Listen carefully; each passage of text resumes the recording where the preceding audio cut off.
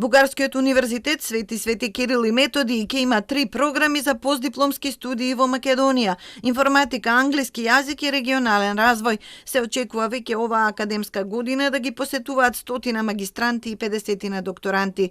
Ова е дел од програмата на Меѓународниот славјански универзитет, кој има регистрирани кампуси во Битола и во Свети Николе.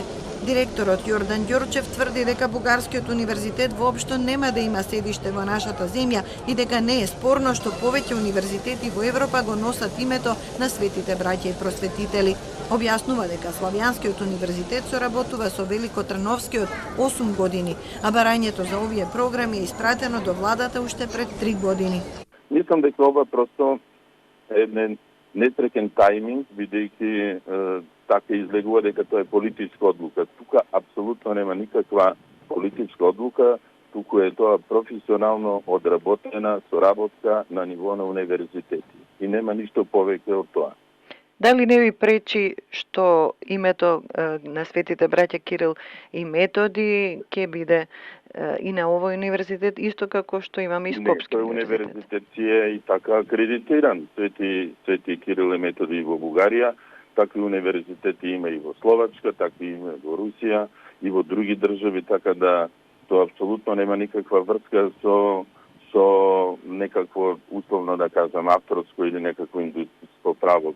Адвокатот Валентин Пепелјуговски, експерт за авторски права, во изјава за СДК вели дека Бугарскиот универзитет требало да го смени името па да добие право на настава во Македонија. Вака врши повреда на името што веќе го носи Скопскиот универзитет, што може да внесе забуна. Политичката димензија стигна со прославата на празникот во Велико Трново минатата недела. Ректорот Христо Бонџолов се пофали дека му се јавил премиерот Заев и му најавил дека владата ќе одлучува за ова прашање.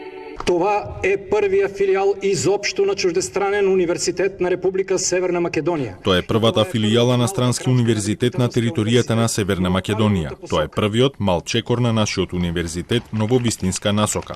Мислам дека тоа што ние го направивме, ќе го следат и другите, па сите заедно да се обидеме и во Македонија и во Бугарија, повторно да ги изградиме мостовите што беа урнати.